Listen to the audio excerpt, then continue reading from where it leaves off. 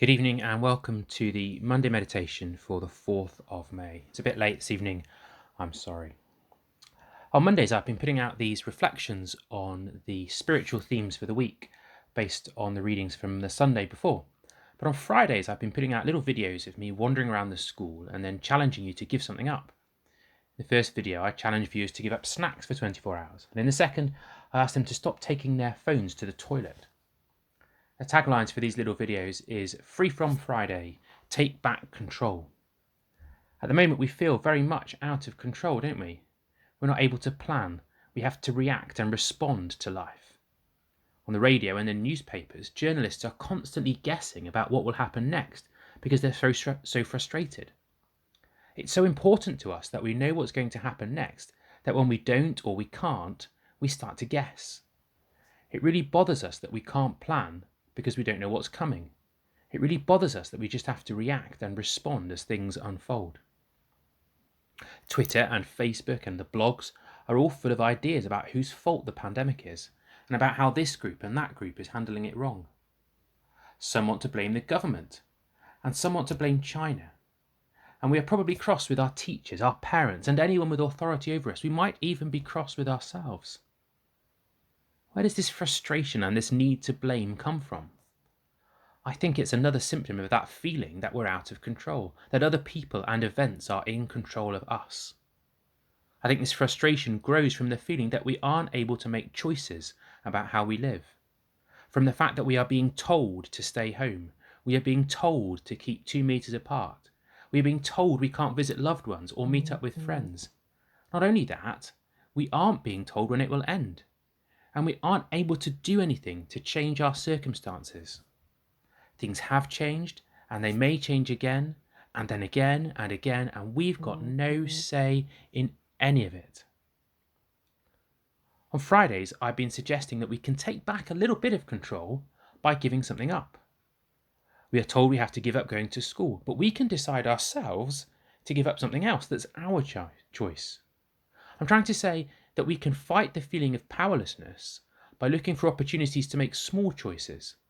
Not just ones that respond to the world run by the virus, like making a timetable for our week at home, but other areas that are unconnected to the virus, like how we use our phone and how we eat, how we control our diets.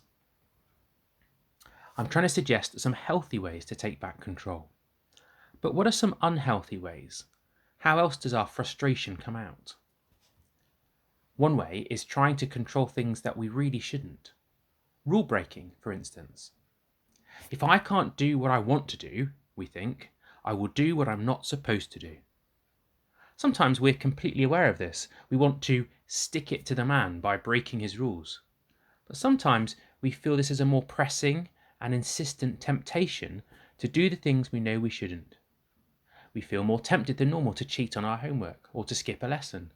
We feel more inclined to eat more than we should or to skip exercise, to cut corners perhaps. We feel less in control of our speech, more tempted to speak harshly or to be unkind, to gossip or to backbite. The sad thing is that normally these limits to our behaviour, the ones we're tempted to ignore, are for safety and to encourage growth and health and development. Our safety and growth, and the safety, growth and health of those around us. Sometimes, yes, we do need to bend these rules. Sometimes it's good to have an extra piece of chocolate when we're feeling down, or to have a lie-in when we've overdone it. But we have to be so careful that we are in control and that our rule breaking doesn't become a habit that controls us. That's just circular, isn't it? Another reaction to feeling controlled by others is to want to take control of others. This temptation is connected to the last one because we are crossing boundaries. We're being tempted to step into the sacred space and over the sacred boundary, into another person's freedom to choose. Parents, teachers and managers are just as guilty of this as children, students and employees.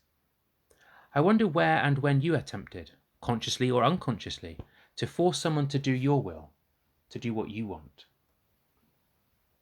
Is it when you're talking to your friends and you want your idea or your plan to come first?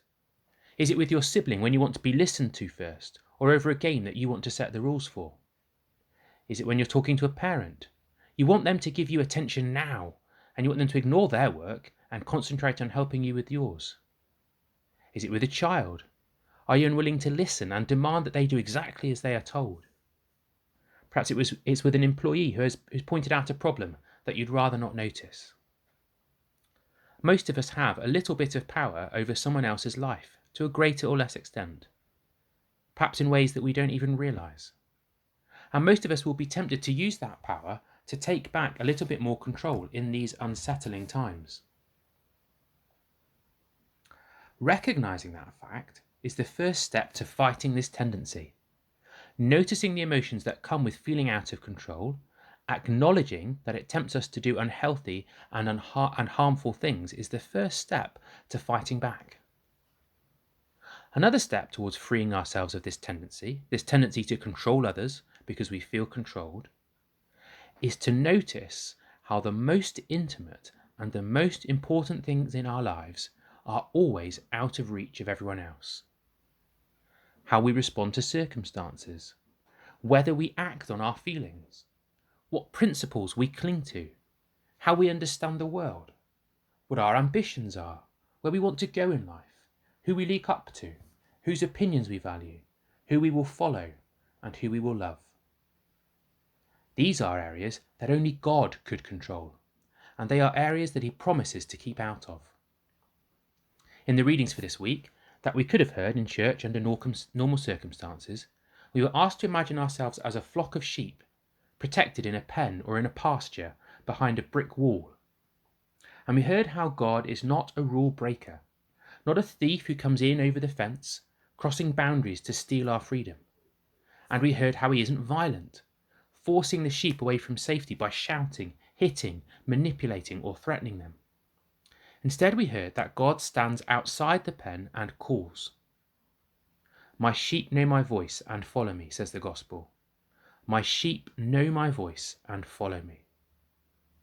God does not force us to follow him, but waits until we know we are loved by him, until we know that we are his.